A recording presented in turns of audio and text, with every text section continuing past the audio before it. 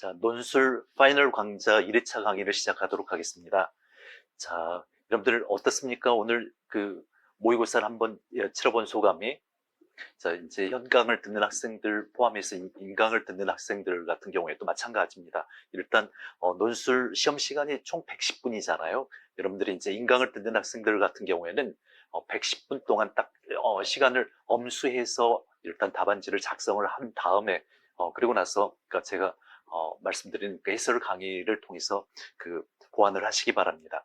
일단 오늘 강좌 같은 경우에는 일단 어, 그 논술 문제를 풀이하는 과정에 대해서 이제 간략하게 설명을 하고 나서 이제 우리가 치렀던 두 문제에 대해서 하나하나씩 이렇게 살펴보는 시간을 갖도록 하겠습니다. 그리고 오늘 본 시험 문제 같은 경우에는 그러니까 첫 번째 문제 같은 경우에는 2025년도 기출 문제입니다. 2025년도에 출제됐던 2번 문제입니다. 논술 2번 문제고, 그리고 두 번째 문제 같은 경우에는 2022년도 기출 문제를 변형한 문제에 해당이 됩니다. 그래서 지금 이제 최근에 2024년도나 2025년도 기출 문제를 보면 그동안에 이제 출제되었던 논술 사령 문제하고 조금은 더 어렵게 출제되는 그런 경향이 있고, 그리고 경향이 있다라고 할 수가 있고요.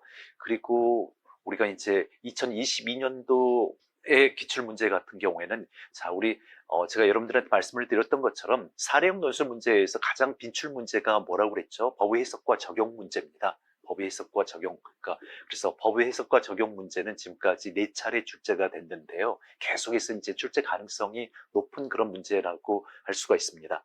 자, 그래서 일단 그 우리 지난번에 우리 논술 기본이라든가 실전 과정부터 들었던 학생들 같은 경우에는 이제 사례형 논술 문제 풀이 방법에 대해서 제가 2차례 정도 말씀을 드렸는데요. 다시 한번 빠른 속도로 한번 확인을 하고 넘어가도록 하겠습니다.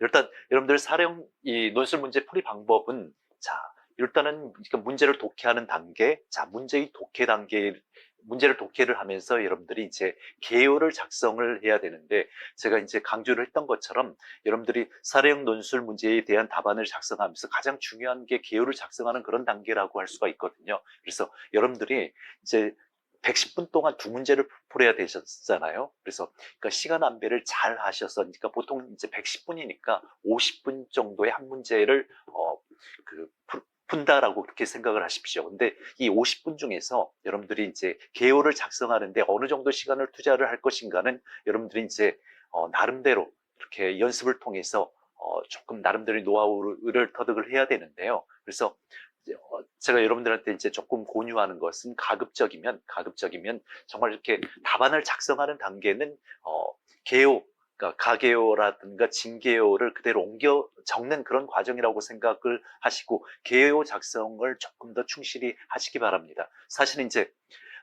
여러분들이 이제 답안을 작성하면서 보통 이제 원고지 사용법 같은 것도 여러분들한테 말씀을 드렸잖아요. 근데 원고지 사용법에서 이제 교정 보호 같은 경우, 교정 보호도 익혔을 건데, 사실 이제 원고지에 자꾸 이제 교정 보호를 자주 쓰고 그러다 보면 조금 답안지가 지저분해 보이고, 그리고 또 그렇게 교정 보호가 많이 사용되면 그렇게 썩 좋은 인상을 갖고 이렇게 채점을 시작하는 것은 아니거든요. 그래서 여러분들이 가급적이면 개요를 작성하는 단계에서 충분히 이제 내용을 담아내면 어떨까 싶습니다.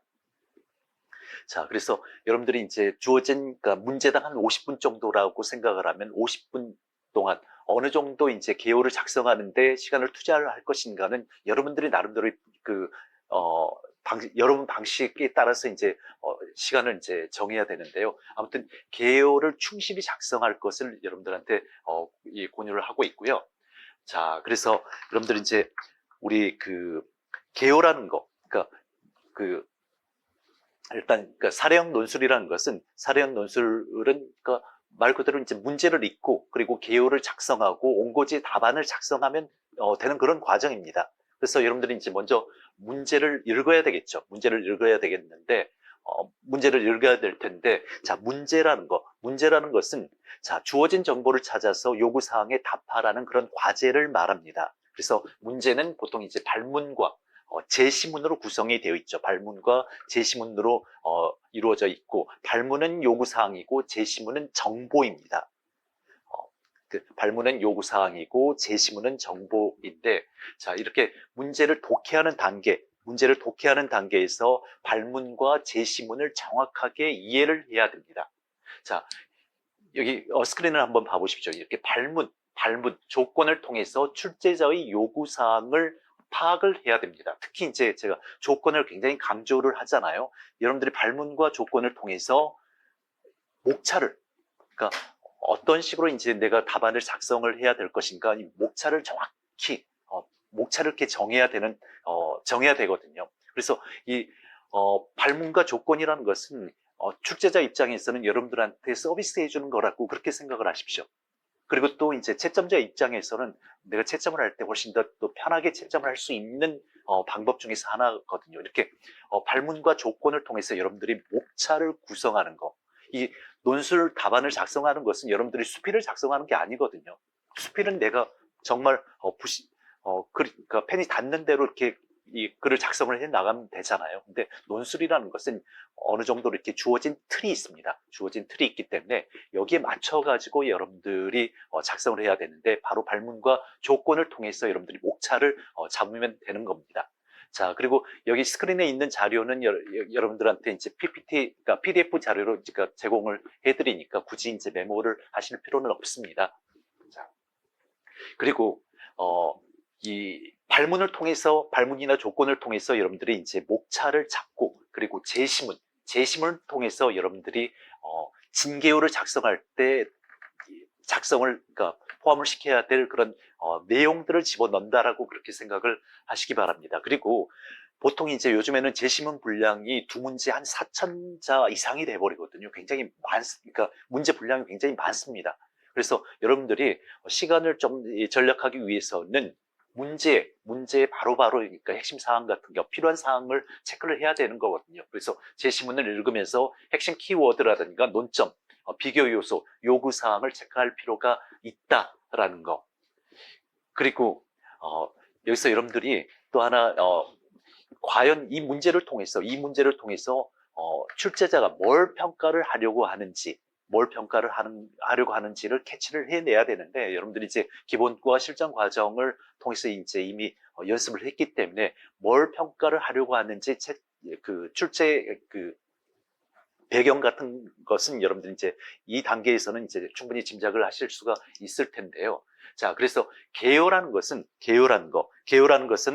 논술 답안을 작성하기 전에 내가 글을 어떻게 쓰겠다라고 하는 나만의 일종의 가이드라인을 개요라고 그렇게 생각을 하시면 되는데, 자, 그래서 발문에서는 답안의 형식을, 그리고 제시문에서는 답안의 내용을 정해준다라고 할 수가 있습니다. 그래서 개요는 보통 이제 가개요하고 진개요로 나눠볼 수가 있는데, 가개요라는 것은 말 그대로 여러분들이 발문과 조건을 통해서 내가 작성하는 답안의 큰 뼈대를 이제 작성하는 과정이라고 할 수가 있고, 그리고 진개요 같은 경우에는 여러분들이 제시문을 통해서, 정보를 통해서 어떤 그 답안의 내용을 작성을 하고, 그리고 내 생각을 충분히 담아낼 수 있도록 하는 게 진개요를 작성하는 그런 과정이라고 할 수가 있죠.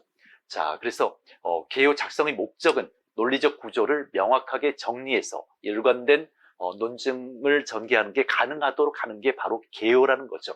그리고 개요라는 것은 답안 작성 전에 주요 논점을 정리해서 불필요한 내용을 포함하는 것을 방지하는 그런 기능을 합니다. 사실 여러분들이 이제 논술 답안 분량이 900에서 1200자밖에 안 되잖아요. 이게 정말 짧은 분량입니다. 900에서 1200자 같은 경우에는 A4 용지 한 반 페이지 정도밖에 안 되거든요.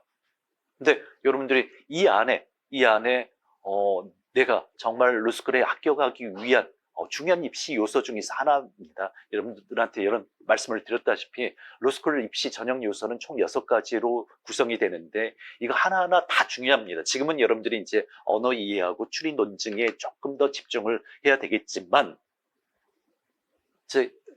나중에 여러분들이 이제 로스쿨을 지원할 때는 뭐라고 말씀드렸습니까? 어차피 내가 가지고 있는 언어 이해 추리 논증의 리트 점수 가지고 지원을 하는 거거든요. 물론 이제 내 정량 점수보다 조금 더 상향 지원하는 학생도 있고, 안정 지원하는 학생도 있고, 다양하게 지원을 하는 그런 패턴들이 있는데, 이제, 보통 이렇게 학생들이 하는